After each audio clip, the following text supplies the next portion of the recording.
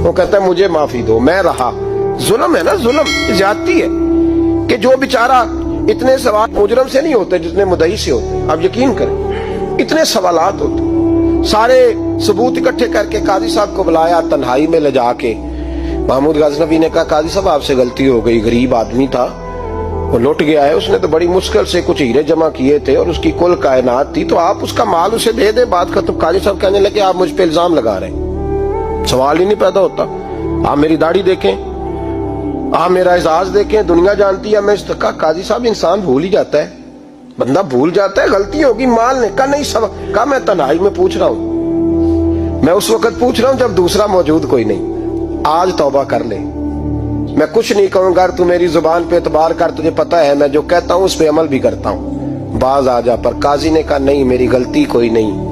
محمود نے پھر بڑے دربار میں بلا لیا، مجمع عام میں، مہلت کے دنوں میں جو توبہ کر لے وہ بچ جاتے ہیں، لیکن لوگ رسوائیوں کے دنوں میں پھر واپس لوٹتے ہیں اگلا گھر دیکھ کے، پھر حالات اور طرح کے ہو چکے ہوتے ہیں۔ جب بڑے دربار میں قاضی کو بلایا، بھائی تو مانتا ہے کہ نہیں؟ اس نے کہا نہیں، تو کہا بلاؤ احمد رفو گر کو۔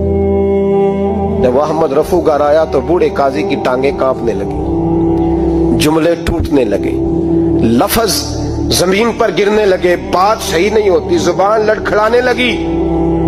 محمود کہنے لگے قاضی میں نے تجھے کہا تھا وہاں مان جا بات، اب بڑے دربار میں بول۔ جب قاضی صاحب کی گردن خود بخود جھک گئی تو دنیا سمجھ گئی، کہا نکل جا میرے دربار سے۔ محمود بولے نکل جا، اتنی تجھے عزت دی، اتنی بڑی تنخواہ دی، قاضی بنایا، اور یہ تھوڑی سی رقم کے لیے، تھوڑی سی رقم کے لیے تو بددیانت ہو گیا، چل چلا جا، نکل۔ قاضی دربار سے نکلا تو لوگ لعنتیں برسانے لگے۔ کل جو دکانیں چھوڑ کے سلوٹ کرنے آتے تھے وہ کہنے لگے اس کی عمر دیکھو، اس کے کام دیکھو، دیکھو اس نے کیا کیا۔ گھر گیا، بچے جن کے لیے پاپ کمایا تھا، جنہاں لی تو پاپ کمائے ہن کتھے نہیں ہو تیرے گھر دے۔ وہ بچے کہنے لگے ابا جی ہم تو سکول مدرسہ جانے کے قابل نہیں رہے، امید تھی کہ بیوی ساتھ دے گی۔ وہ کہنے لگی میں میکے کیسے جاؤں گی، گلی کی عورتیں طرح طرح کی باتیں بناتی ہیں۔ اور بھائی کامیابیوں کے بڑے سربراہ ہوتے ہیں، کہ کامیاب ہو جائے تو سارے کہتے ہیں میری سپورٹ سے ہوا ہے، ناکامیاں ہمیشہ یتیم ہوتی ہیں، ناکامیوں کا کوئی سربراہ نہیں ہوتا۔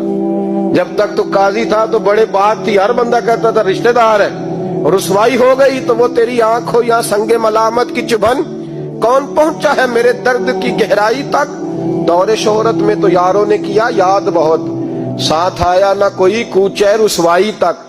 اور میاں صاحب کہنے لگے ساری عمر ہی آٹا گد ہے، میں لکھاں کیتے نہیں پیڑے، اب وقت آیا ہی تے محمد بخشا کوئی نہیں ہوں بیٹھا نیڑے، حالات ہی بدل گئے۔